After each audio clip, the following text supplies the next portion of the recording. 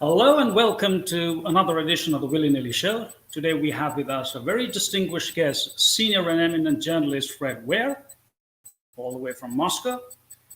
Fred is an expert on everything which is European and Russian. He's a Russian affairs expert. He has been working as a journalist for, I think, more than 5 decades now. He has written extensively across the globe for, newspapers like the Christian Science Monitor, the South China Morning Post, the Hindustan Times, the Independent, the Canadian Tribune, and of late he has been writing for the Christian Science Monitor, the Boston-based weekly newspaper, and the monthly magazine from Chicago called In These Times.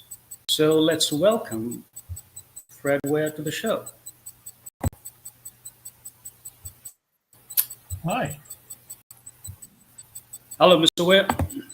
How are you? I'm good, thank you. Such a pleasure Well, to I be hope I here. didn't miss out anything. No, that covers it pretty well. Thank you. Well, Mr. Weir, it's absolutely, it feels great to put a face to the name, because I've been reading your articles ever since I was a student in the Hindustan Times on Russia and Europe. So welcome to the show and thanks for coming. Thank you. Mr. Weir, a lot has been happening in Ukraine and Russia in the last 3.5 years, but I'm not interested in dissecting a headline or anything. I want to use your experience and try to understand the history of the Russia-Ukraine relations, starting way back when they shared their origin from the 9th century, the Kyivan Rus, and medieval times and the modern times, and what's happening now. Well, you're talking, excuse me, you're talking about 1,000 years of history, and it has to be stressed. That modern times have changed the face of things a lot. What we know as nation states, many of them in Europe that never existed before, took form in the 19th century, like Germany and Italy. Languages, when we say Italian, we're talking about the Roman dialect, which was imposed after the reunification of Italy, by central government, education systems, media, and so on. So, what I'm getting at is the claims that are sort of made in Russia that Ukraine doesn't exist. So it's true. I mean, this is the thumbnail history that I learned at the University of Toronto long ago, studying Russian history, that the people who are today called Russians, Ukrainians, and Belarusians were one group, Eastern Slavs, and civilization arose on that territory, partly today's Russia, partly today's Ukraine, centered in Kiev, which was called Kyivan Rus. That's the 9th century. And all these states, Belarus, Ukraine, and Russia, trace their roots to Kyivan Rus. They sort of deny each other's claims. It's a war of pseudo historians going on right now, but basically that state was a powerful European state. It adopted Christianity, and it took the Eastern Orthodox variant from Constantinople, Byzantium. But that state was destroyed in the 13th century by the Mongols, and its locus shifted northward into the forests of Russia, which had also been part of the Kievan Russian state. Many of the cities around Moscow, not Moscow itself, which didn't really come into being until later, but many of them, like Suzdal and Rostov-Veliki, Vologda, these towns were principalities of Kyivan Rus. And when the Mongols destroyed this center, they became what was left of that civilization. And it eventually rose to be Muscovy, built around Moscow. And it traced its roots to Kyivan Rus. It did. It had the same political culture, the same religion, same language. And this is what you see Putin says. He wrote an essay about this. Many people will have read it. And it is much maligned because, and people call it falsification of history and so on, but it's not really, it's potboiler Russian history. It's more or less right that Russia is, in many ways, the inheritor state of Kyivan Rus. It's just beside the point when you're talking about Ukraine, because in later centuries, Ukraine, especially the parts of Ukraine that were not part of the Russian Empire, and again, a long history, and I don't want to bore you with it, but hundreds of years, Ukraine was under Poland, Lithuania, at least up to the Dnieper River, Kiev, were all under Poland, whereas the eastern parts of Ukraine gradually, certainly for almost the last 400 years, have been absorbed into Russia. And you have this deep historical cultural divide in Ukraine. And in some parts of Ukraine, particularly the most western parts, which also, like they've got, they're peoples who are descended from the people of Kyivan Rus, but they were never part of any Russian state until 1939, when they were dragged. They were part of Poland, they were part of Austria-Hungary, but they were dragged into the Soviet Union by Joseph Stalin, who absorbed all that. So that's the state that is present-day Ukraine, which got its independence in 1991, is a state that never really existed before. There were brief moments when Ukrainian nationalists tried to declare a state, and maybe for a few months they did, but basically there had been no Ukraine before, but there had been Ukrainian people. And I don't think Vladimir Putin tries to deny that. I read his essay.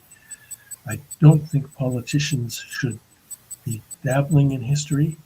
These are deep and complicated questions which historians need to sort out without reference to contemporary geopolitics. But in any case, what Putin does say is that these are people who are our people. You know, we're all from the same root, Eastern Slavs, who were changed by their foreign domination, especially Poland, Lithuania, which changed their religion and language and culture and attitude. This is simplistic and not completely wrong, but just simplistic and politicized. And this is not, I want to stress, this is not the cause of the present conflict. This is Putin's argument. He has become somewhat obsessed with history, and he takes good advice from good historians. It's just that he should not be doing that, and it doesn't explain why there's a war going on now. Much more relevant explanation is that Ukraine, post-Soviet Ukraine, the past 35 years or so, was always a patchwork of different groups, different sort of. The Soviet Union had made them all one thing. Ukrainians, part of Soviet Ukraine, but really there was a very highly Russified East, where people spoke Russian and related as Russians and had high component of ethnic Russians, especially Crimea. And then the West, where there are many more ethnic Ukrainians, and the extreme West, where they spoke Ukrainian, which was a language, again, not 1,000 years old. It was a language like many European languages that emerged in the 19th century. It was encodified by great writers like Taras Shevchenko and Ivan Franko, who Taras Shevchenko was like the Shakespeare of Ukraine. He didn't create the language, he made it a literary language. Uh, so the the divisions in post-Soviet Ukraine were very deep. It was my beat. I covered it as a journalist all these past almost 40 years. I spent a lot of time in Ukraine. I am myself half Ukrainian by ethnic heritage, and I've always. I can remember writing sometime in the 1990s that this country, it inherited its territory, its space, its institutions from the Soviet Union, and according to the post-war world order, it became a state with its own territorial integrity and sovereignty and all that. But I believe I wrote, and I could probably find the quote somewhere, it needs at least a half a century of peace and quiet in order to forge united nation out of this patchwork, because it is deeply divided, and any any serious upheavals may tear it apart. And this is what happened, because especially in the early 2000s, two things happened. One was the European Union rolled up to the western borders of Ukraine. Poland joined the EU in 2004. And before that, say in around 1990, standards of living in Poland and Ukraine were roughly similar. After Poland joined the EU invested heavily in renewing Poland's economy, rebuilding its infrastructure. Economic growth took off in Poland, whereas it stagnated in Ukraine. A lot of Western Ukrainians would go and still go to Poland to work as guest workers, and they would see how radically improved life was in the EU. On the other hand, the Putin revolution, maybe revolution is too strong a word, but it definitely transformed Russia industrially, economically, socially, from that sort of stagnating post-Soviet mess of the 1990s into a fairly fast-developing modern Russian state. And Eastern Ukrainians, being Russian-speaking, would come to Russia to work as guest workers, and they would see the progress in Russia and compare it to the stagnation back home. My own son, who was born in 2000, he's a Putin-era child, his nanny, all through his upbringing, was a Ukrainian lady from Luhansk, who she was stayed with our family for almost 2 decades. And many, many, many Ukrainians lived and still live and work in Russia. And they have imbibed sort of the Russian idea of modernization. So Ukraine was split not only between cultural and linguistic zones, but between geopolitical areas of influence. That is what happened. And it was reflected in Ukrainian elections, where nearly 50% of Ukrainians would vote for a pro-Russian, so-called pro-Russian candidate, and another 50% would vote for a pro-Western one.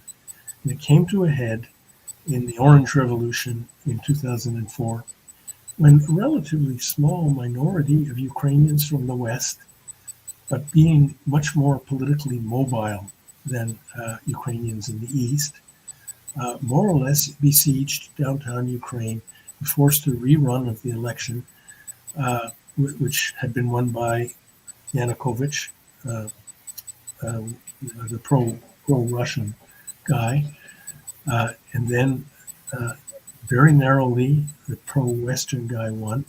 His 5 years in office was a disaster. Yanukovych came back in 2010 being freely and fairly elected.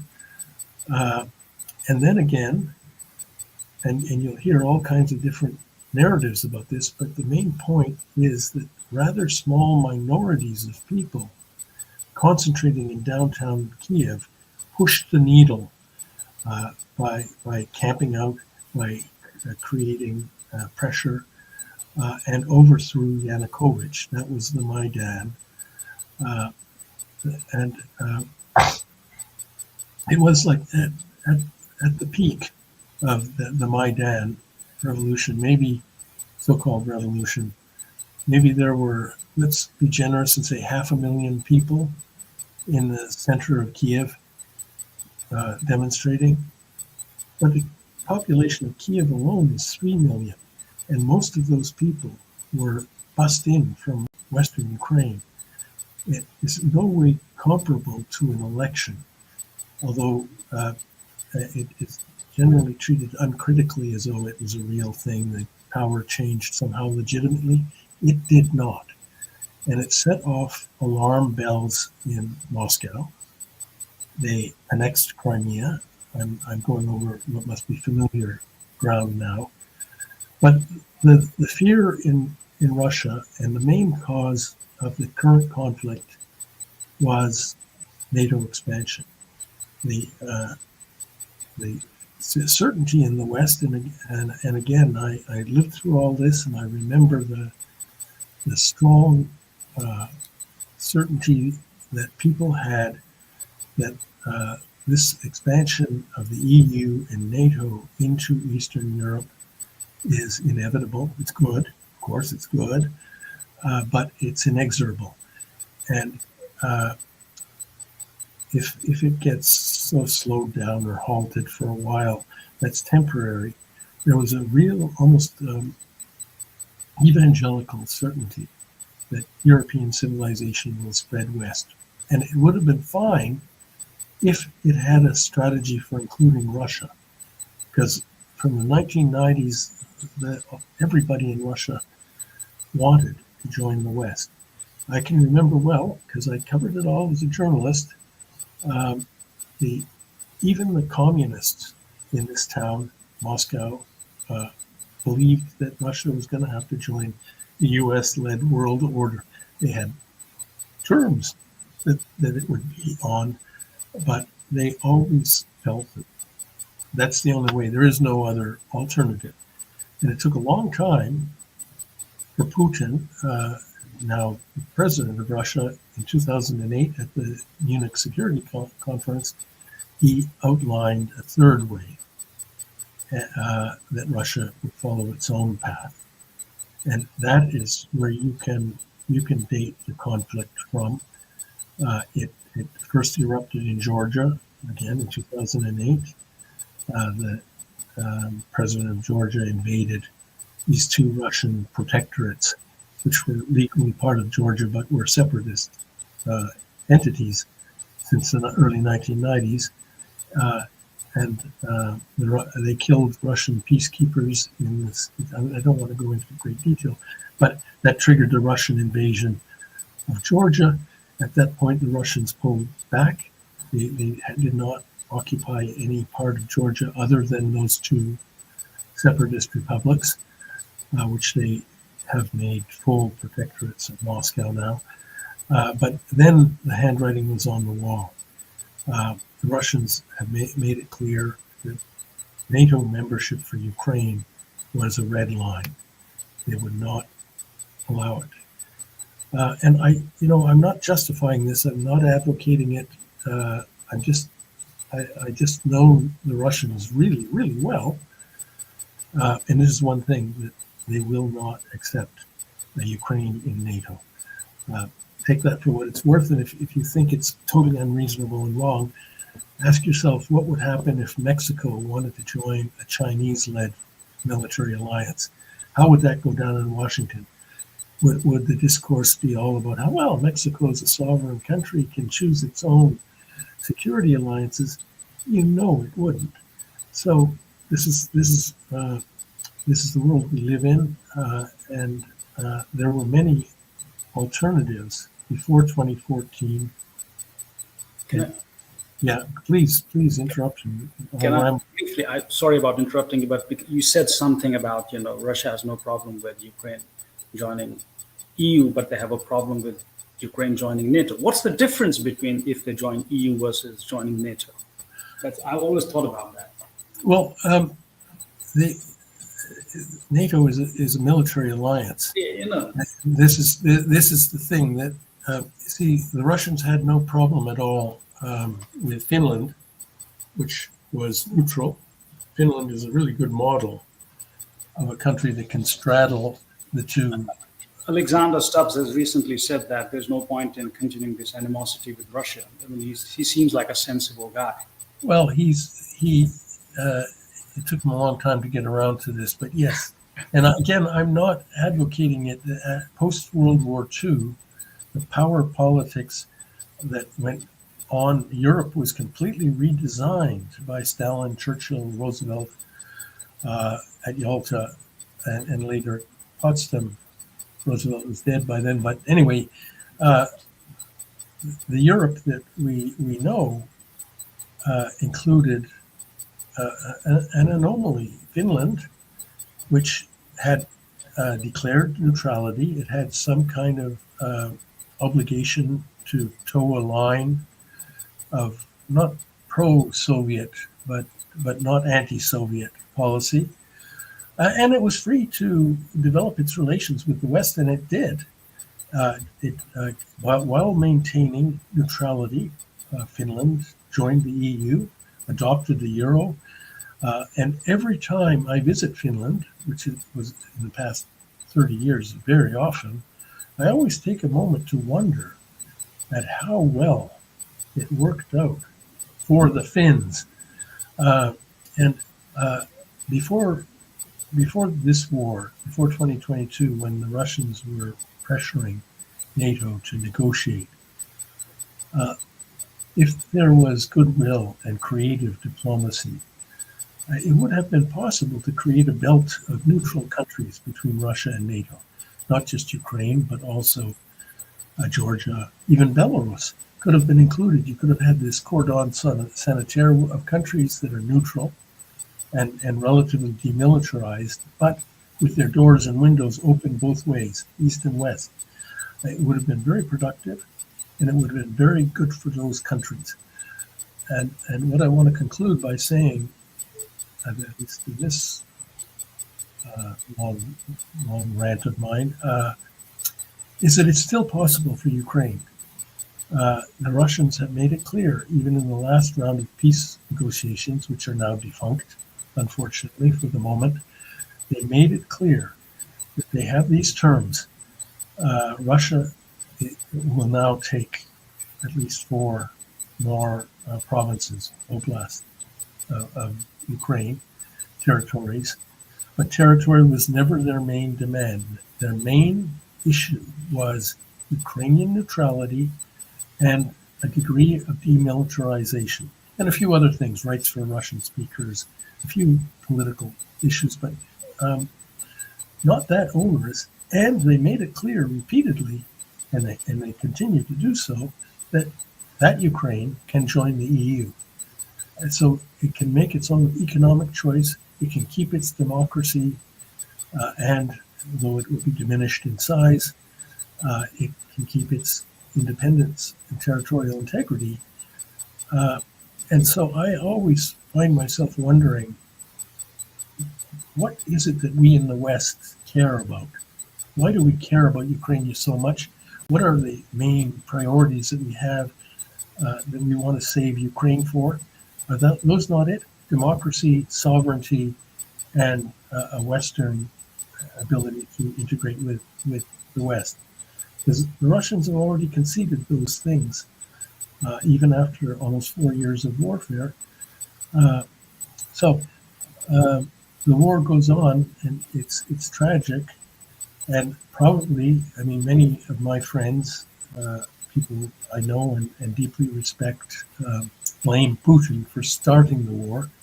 They will say that he had many options on the table before.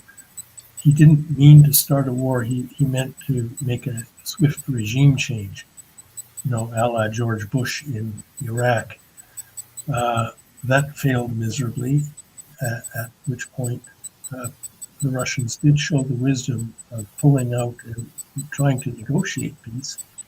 But for reasons we still can't explain, that agreement fell through And here we are deep in a long, bitter, and I gotta say, fratricidal war that doesn't show signs of ending anytime soon.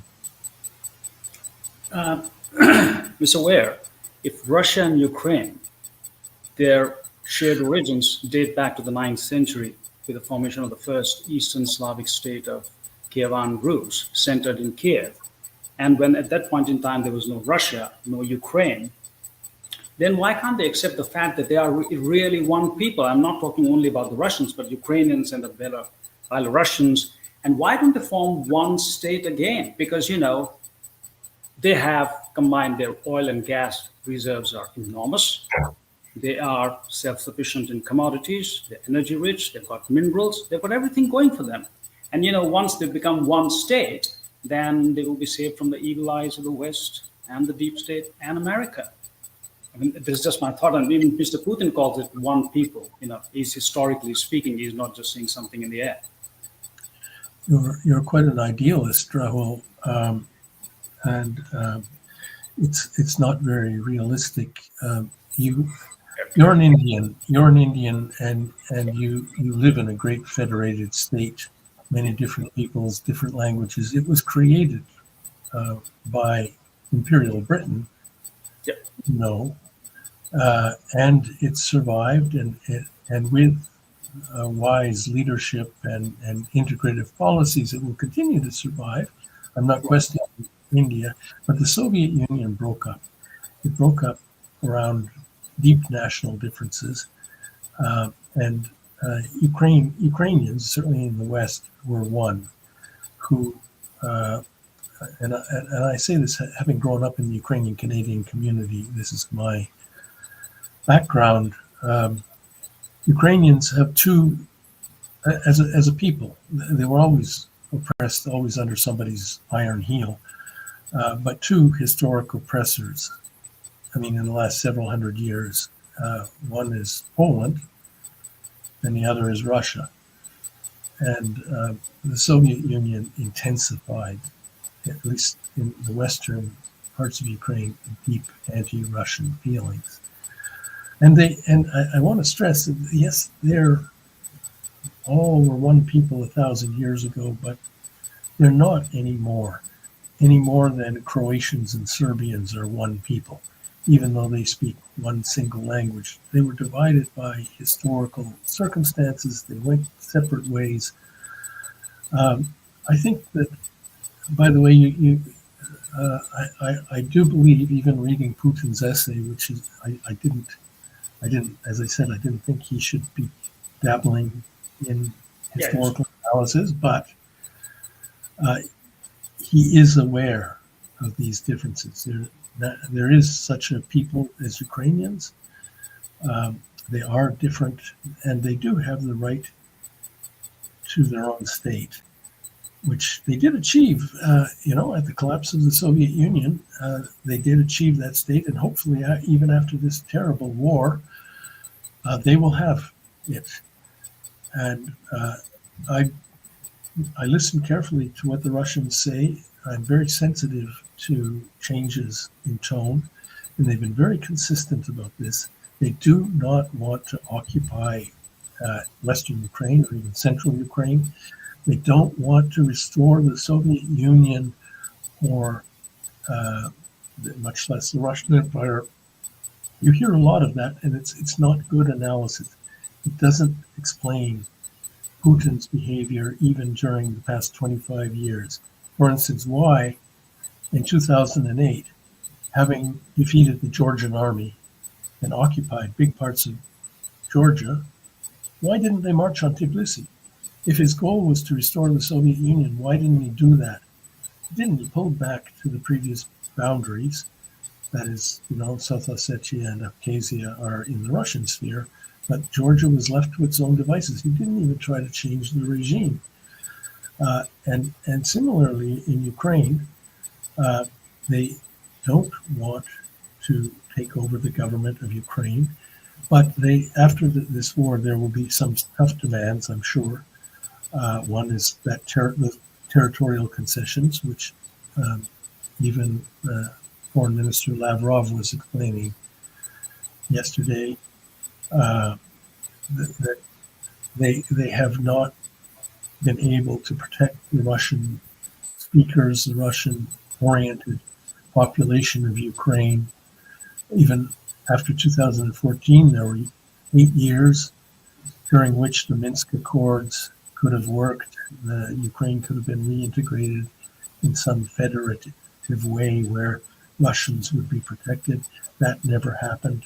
And now the Ukrainian government has launched into such tough nationalist Ukrainianization and anti-Russian policies, and you can sort of understand them because they're at war, but still, now the Russian argument is we need these territories in the east, where Ukrainians can come and live as Russian speakers and affiliated to Russia, which a lot of Ukrainians do want. I know it's unpopular to say that as a Canadian foreign correspondent, but I have traveled a lot in Ukraine over the past several decades, and I can tell you, especially in Eastern Ukraine, most people never liked it when a border appeared, because they had friends and relatives in Russia, and they speak Russian, and all they wanted, and one of the reasons they elected Vladimir Zelensky in 2019, ironically, is because they hoped that he would restore good relations with Russia so that they could travel freely to Russia, trade freely, send their kids to be educated, listen to Russian music, etc., etc. That's what, at least in the Eastern Ukraine, most people want. So isn't it true that in 1922 it was Ukraine and Russia which formed the Soviet Union? Then how did things go down south after that? Well, and here you can read Putin, chapter and verse. He's very anti-Bolshevik. He blames Lenin and Stalin, of course, for creating the Soviet Union. And these nations, which were made into Soviet republics and incorporated into the USSR, but for Lenin, and this is accurate very much, that Lenin regarded Russian nationalism as the biggest threat. And they did give a lot of land, certainly the Donbass, Eastern Ukraine, that could easily have been incorporated into Russia. They were economically, linguistically, in every way, part of the Russian polity in 1917. But they created a big Ukraine in order to counterbalance Russia. They also created Kazakhstan and all these republics. Some of them were real places.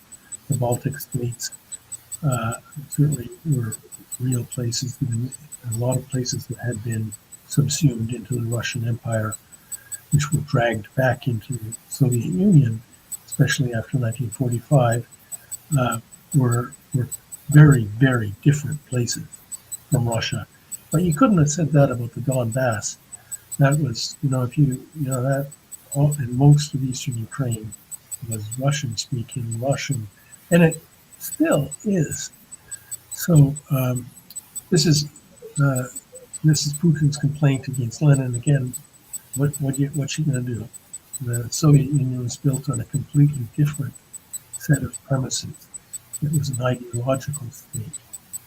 And Stalin said these republics will be national in form, but socialist in content. Like he had an ideological vision, and he enforced it on the country, and they drew the maps in order to make it work their way. But now, after 1991, the state disintegrated along national lines, some of which are, as I said, perfectly logical. The Baltic states, as an example, completely logical. Some more confusing, like Ukraine, Kazakhstan. It is one of the serious post-Soviet problems. The ongoing unraveling of the Soviet Union is far from over. and a lot of these issues have to be resolved. And I don't think your idea will work to restore one big state, but the Russians have tried to have an economic union. They have tried to have a military alliance. They're trying to do in their former space, in former imperial space, what the EU is doing in Europe to some extent. And their attitude toward the near, what they call the near abroad, the former Soviet space, is sort of like what post-war Marxists used to call neo-imperialism or neo-colonialism. That is, that these states will all have their own independence, their own sovereignty, their own national debt, their own language they'll develop independently, but they will remain sort of within the imperial family. The British had a Commonwealth. The French have now unraveling set of arrangements in Africa. The Russians had a similar attitude toward Ukraine, and I think that something like that is what they will want to try to impose after they win the war, as I'm afraid they will. They will try to impose some kind of a paradigm for a Ukraine that's independent, sovereign, can have its own parliament and its own democracy and its own relations with, be a member of the United Nations, etc. But it will have to follow certain foreign policy prescriptions from Moscow, and it will have to be demilitarized and be forbidden from joining military alliances. For how long do you think this Russia-US problem is going to go on? Will West ever stop, blaming Russia for everything, calling it an evil empire? Or is it that they don't want to do that because the flashpoints and the hotspots is good for trade, especially oil, pharma, and arms? So I was just thinking about it. The Russian attitude is, and they've been surprised by this. This is a new attitude on their part, that they are locked in a conflict, perhaps a generational one, with United West. That the Ukraine war has shown that there is a drive in the West to not compromise with Russia, to regard the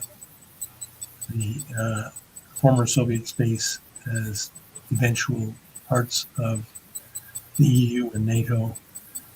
And during the Ukraine war, the Russians firmly believed this, and I think there's a lot of evidence to support it.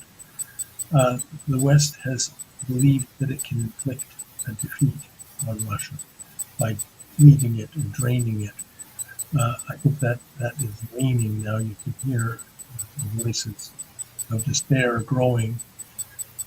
But there was a lot of euphoria in the first couple of years of the war, the belief that with Western weapons training and full support, Ukraine will defeat Russia on the battlefield.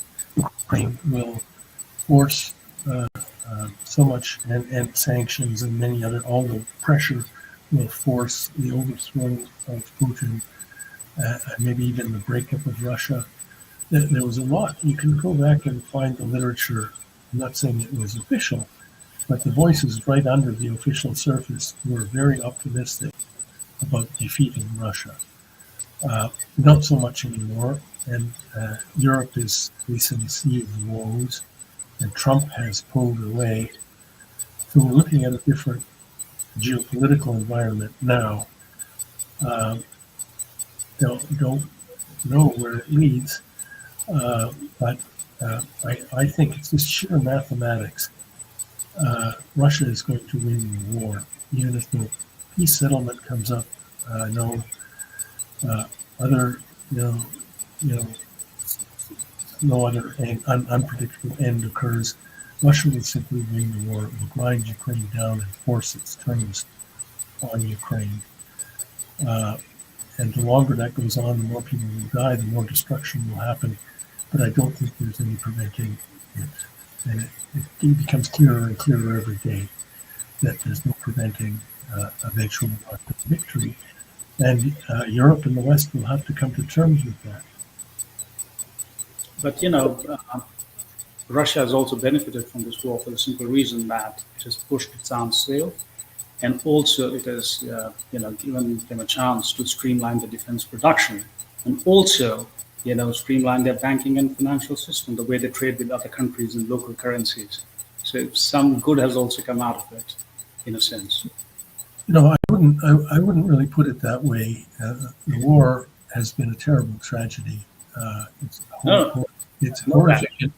And when the costs become known, because we don't know, everyone is going to be horrified. So, but yes, Russia, as states in war do, has pulled together, confounding all predictions that it would disintegrate, that Russians wouldn't be up for this, and so on. On the contrary, the country has consolidated. It's gone slowly to a Cold War footing, economically anyway. And it's proven, and it has proven that it can do that. Nobody asked me, but I would have. I predicted from the beginning that Russia would consolidate and adapt economically, because people seem to have forgotten that this is Russia. Is the rump of the former Soviet Union. And even though that state collapsed, in its time, it was an industrial and scientific technological powerhouse. All that infrastructure, all that muscle memory remains in Russia. Why wouldn't it restore its military capabilities? Why wouldn't it consolidate? This is Russia. Look at its history in war. So anyway, it's an expensive lesson, and hopefully it won't spin out of control and become World War III. Maybe we'll see an end to this in some new modus vivendi between Russia and the West. I really hope so, because I'm a Canadian. I'm not a Russian citizen. My family are Russians, but they're also, my children are Canadians as well, and I hate the idea of living in this divided world where my children the countries, the homelands of my children are at odds with each other like this. I just want to ask you a related question. Most of the experts are saying that de-dollarization is going to happen by 2029-30. Do you think so, that de-dollarization will ultimately happen? Not my field of expertise, but I've written about it. Because I'm a journalist, I'm supposed to be an expert on everything. But what I do when I write something like this is I consult experts. And they say, first of all, it is happening. If you look at the Russia-China trade, which is big, it's a real big and growing slice of world trade. It has gone in the last 10 years from mostly being denoted in dollars to mostly local currencies and other arrangements. I believe that there are big moves to put the India-China trade, or India-Russia trade onto some new footing, because the problem is that India is buying so much oil and apparently continues to buy so much oil from Russia, and Russian companies are building up huge reserves of rupees in Indian banks, which they can't convert,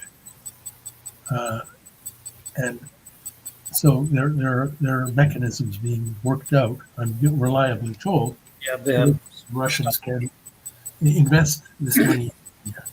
That there's a lot of innovative new things happening, which will all undermine the hegemony of the dollar in the long run.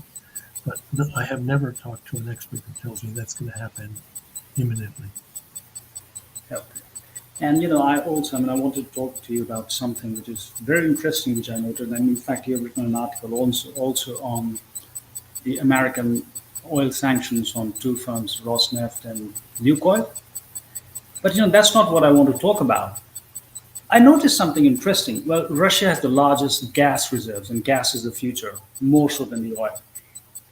But they haven't, and Russia exports 1/3 of its gas to the European Union, which is an ally to America. So why hasn't it sanctioned Gazprom, which is a Russian state energy big company? Why only oil companies and not the gas company? I couldn't understand that. No, Russia does have an oil company that's nationalized. It's Rosneft. It's a national oil company. It also has private oil companies like Lukoil. And in gas, yes, Gazprom is the big near monopoly, but there are other smaller gas firms which work in different spheres in the natural gas industry. So there's a plurality, but both sectors are state-led, and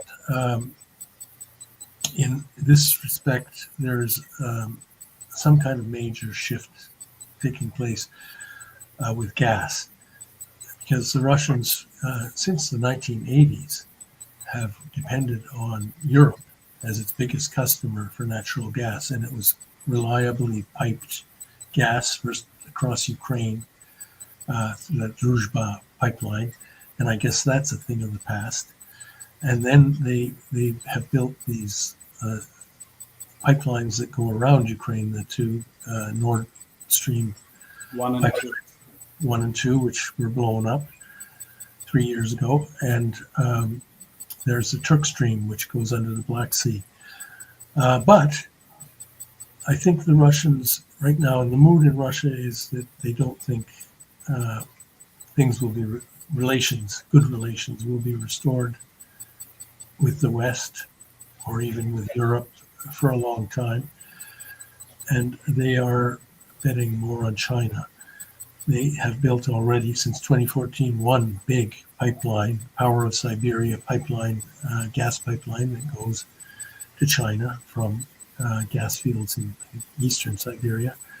And the big one, Power of Siberia 2, which will go from western Siberian gas fields, which used to serve Europe, used to be destined for the European market, will now, and it's apparently been signed off on, Power of Siberia it'll take 5 years or so to build, but at that point, the Russians will be selling to China almost as much gas that is piped, not LNG, but reliably piped in permanent pipelines to China rather than Europe. So that's a major shift in economic supply chains with global implications.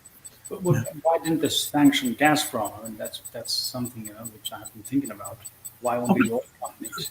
Well, I think they did. It's just that the Europeans still do buy a lot of gas. They did, and somebody bombed the Nord Stream pipelines. I mean, Gazprom hasn't come out of this unscathed, and the Europeans have drastically cut down their consumption of Russian gas. It's a policy, but they can't get off it completely. They still buy a great deal of LNG from Russia, and there's countries like Slovakia and Hungary, Serbia, which is not an EU country, but Turkey, which take the gas from the Turk Stream pipeline. And here's the thing, that they have to be able to pay for that. And that's why Gazprom, through some financial mechanisms, has been spared the ability to receive payments for the gas, because the Europeans need the gas, not because they are going easy on Gazprom. They would like to smash Gazprom if they could, but they need the gas. They think it's time limited. They're setting deadlines for when they'll be completely off the Russian gas, but that's a few years from now. Until then, they have to have these arrangements. Why is the West trying to sanction Russian oil companies? Will it not push up the price of oil? And that will be a disaster for the entire world and not only Russia. We're talking about Donald Trump here because Joe Biden declined to do that. Yeah, he allowed India to buy it as long as they buy under $60. Yes, he even encouraged India to buy Russian oil because of that. Because we're dealing with, unlike with gas, where there are pipelines and it's often dedicated supplies. Oil is fungible. Oil can go here, it can go there. Put it in a ship and it'll go there. Put it in that ship, it'll go there. So the oil market is truly global, and supply squeeze in one place leads to price increases everywhere. But Donald Trump is flirting with that. Ask him why. He's engaging in an awful lot of adventurous policies. As you know, if you're Indian and you follow the news from back home, he's put a lot of pressure on India with tariffs and even politically motivated tariffs. Who knows if he knows what he's doing or not, or what the effects will be down the road. But yes, he has done that. He can't force China to stop buying Russian oil. But maybe India will at least demonstratively reduce its oil to please Trump, because there is a strong India-U.S. relationship. Modi and Trump apparently get along. So I don't know about that. But the main reason that, and this is a bit ironic, the main reason that Russian oil revenues are down this year is not because of sanctions, but because of the low price of oil on the global market. And if supply gets squeezed, as you said, the price will go up. The Russians will still continue to send their oil to various many markets, but they'll make more. And they may sell less, but make more. That was the story in 2022 and 2023. So anyway, yes, you're right. The oil sanctions, like so many sanctions, are a double-edged sword. And this cutback in gas supplies to Europe has led to an end to the cheap, reliable energy that especially Germany enjoyed.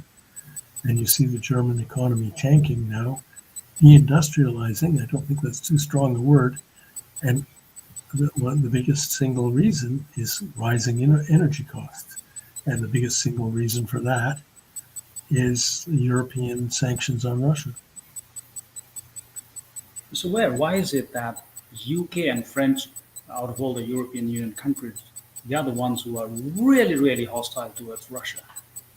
So what's the reason behind it? Germany is not so much. Germany, though they side with America, but they also buy gas from Russia, and they never say bad things about Russia as much as, because Boris Johnson was so ecstatic and he wanted to go to Ukraine and start a war. He was in fact very instrumental in starting the war.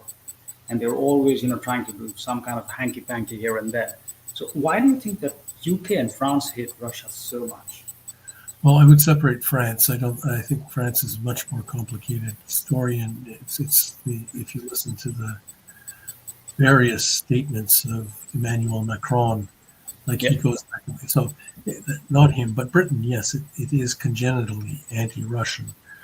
I was recently in Britain. I traveled, from Edinburgh to London to Exeter, Oxford. I spent quite a while in Britain, and I am always amazed at the deep, almost pathological antipathy that British thinking people of my social class, journalists, so on, they have toward Russia.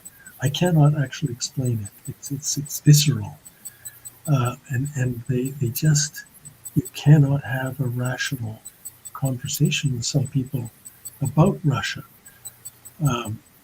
as say we're having here. Weighing this weighing that way. There is a deep feeling that Russia needs to be put in its place. Russia needs to be punished. It needs to face the consequences.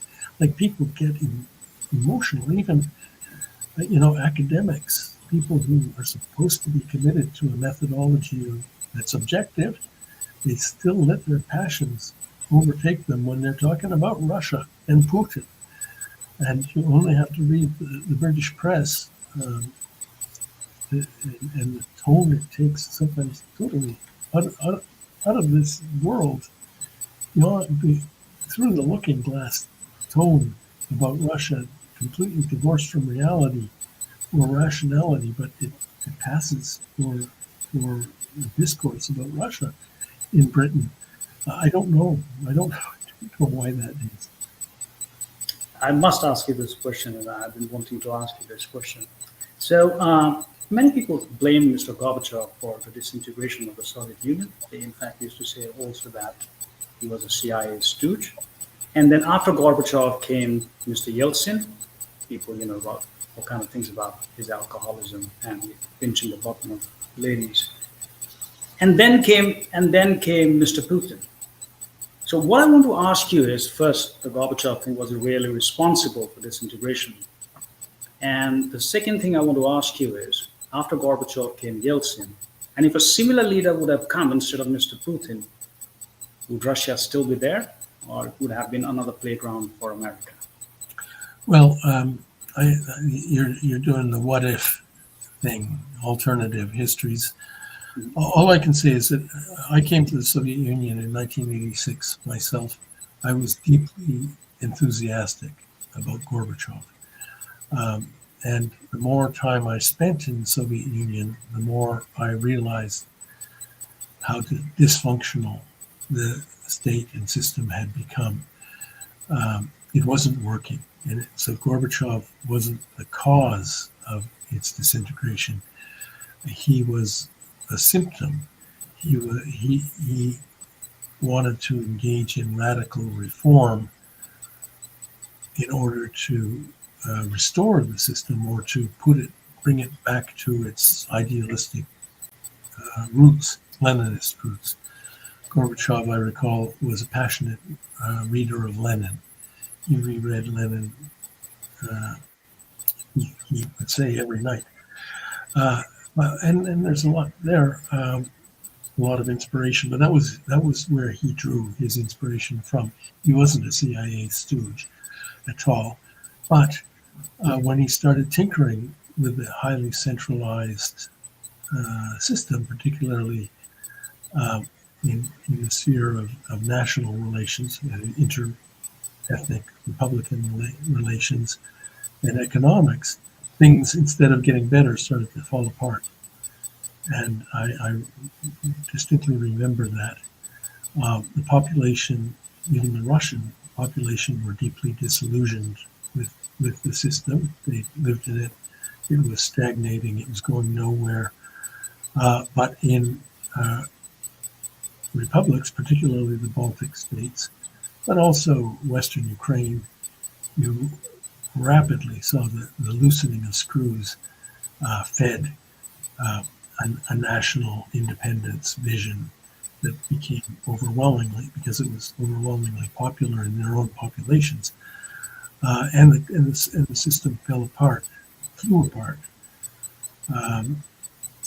I think the average Russian, including members of my family, don't agree with me, but I think Gorbachev managed the decline and collapse as well as he could. He did it peacefully. He made sure the country broke up according to the internal borders laid down in the Soviet Constitution. That may be seen as a source of problems today, as we see, but it prevented mass bloodshed at the time. So anyway, the collapse of the Soviet Union led to various regimes. As I said, in the 1990s, everybody believed that history had spoken. Soviet system had died, collapsed. There was only one destination that every developing country should aim for, and that is to become part of the West, be part of the Western-led world order. And Yeltsin, not being completely compos mentis a lot of the time. But the people around him definitely, and I knew some of them, were very strong pro-capitalist liberal ideologues and pro-Western. They just assumed the future of Russia will be in the orbit of the United States. And by the way, Putin, after he came to power, though he was intent on tightening screws and ending the collapsing state of the country, that was his number one task, and he surrounded himself with very businesslike people, let's call it that. Many of them were from the former KGB, but they were smart and capable, and they did restore order. But in the foreign policy and the measure of prosperity, it happened quite quickly. And Putin sent the IMF packing from its town. He paid off the foreign debt. He did a lot of things that rationalized the Russian economy, restored order. Some of them, the only one was violent. That was Chechnya. But other parts of the former Russian Federation, like Tatarstan, had declared independence. They were, if the decline had continued, Russia would have fallen apart. By restoring centralized government and strong order, Putin did prevent that. I think that's fair to say. And most Russians today, you go and ask them, they'll credit him with that. But on the foreign policy sphere, his plan was to reconcile with the West too. That was plan A for Putin. He was not into rebuilding Russian Empire or Soviet Union. He's still not, but he is Russia on its own civilizational path. That's his line these days, which is he recognizes in opposition to the West. That's new, but at the beginning he wanted to integrate with the West, to reconcile, to have a deal, a compact with the United States in particular. It took him a long time to abandon that view. As I said, at the Munich Security Council Congress, or whatever it's called, conference, in 2008, he made a speech which nobody listened to. They laughed at him, but he laid out a different agenda for the very first time, which was Russia going its own way. Not West, not China, but according to the needs of Russian civilization. Yeah, recently also he said that the West accuses us of being isolationists. We are not. We want a dialogue with the West. He just said it like a month ago or so. So I think his intentions are good. Yeah, so, he did want to reconcile with the West. Now there's none of that now. It's the global majority, BRICS, this new associations of global South countries, China, India, Russia. They see a new association, not a bloc, not a Soviet era style bloc, but a new association of like-minded countries emerging, not in opposition necessarily to the West, but different, and asserting its own interests against the Western-led order. And he's going to India apparently in December, early. Yes, very soon. Are you covering that? Are you going there? No, not my job. And I used to be a correspondent, as you noted, of an Indian newspaper, but now I just work for an American one who would be interested in that. But you'll still be writing something on that, once Like this. Yeah. Just one quick question, last question. I know I've taken a lot of your time. It's past the hour. Why did the West and US choose Ukraine as their playground? They could have chosen any former Soviet republic in proximity to Russia to, push and corner Russia.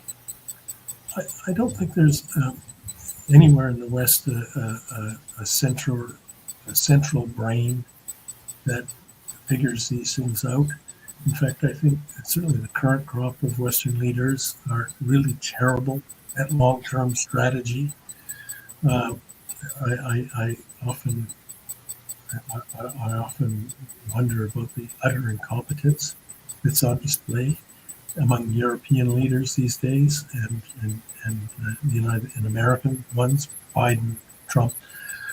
So it's not that they chose Ukraine and cultivated it to be a playground for disorder.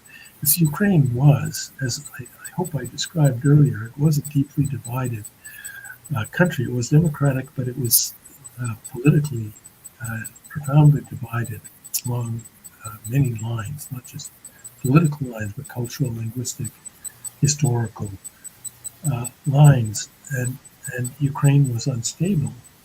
I don't think that the CIA caused either of those two orange revolutions in Kiev.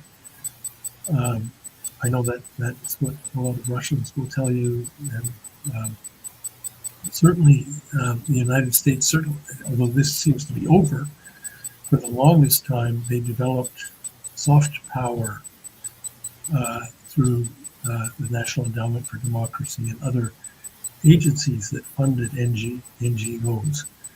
And you found in Ukraine and in Georgia, as it was in Russia in the 90s and in 2010s, huge numbers of Western-funded, not some of them by Western governments, but often by endowments and big institutions like Ford and MacArthur, but NGOs staffed by liberal-minded, bright young Russians to pursue goals, election monitoring, human rights, LGBTQ plus causes, like standard liberal things, which I don't personally disagree with, but they tended to be very, very anti-Putin, certainly in the Putin era. And in Georgia, they find that these NGOs, which are very much like there's more NGOs, Western-funded NGOs per capita in Georgia than any other country. They're all on the side of the opposition. The problem in Russia became under Putin when he came back the second time was that not so much the causes that these NGOs were working for, but the fact that they were unrelentingly pro-Western in their geopolitical orientation and anti-Kremlin as they saw it. And this is, anyway, I've written a great deal about it in the past 15 years, I think, 12 years anyway. I knew so many people in these NGOs, many of which have been shut down as foreign agents and so on by lawfare, since they were good people with good intentions, but they were very much anti-Putin and unrelentingly pro-Western. I don't know that they were part of some Western conspiracy, but certainly in Russia, in the Kremlin, they are regarded as such. And you see in many countries now, not just Russia and Georgia, but even in Israel, where the government takes a strong stand. And by the way, I'm not advocating this. I'm not at all in favor of Netanyahu in Israel or anything like that. But when a country, or Hungary, here's another example, where governments are trying to consolidate, develop a national program against globalization, and sometimes also an anti-liberal program. The first thing they do is they go after the NGOs, Soros-funded, MacArthur-funded, NED funded, and that has happened big time in Russia. There are none of those guys left here.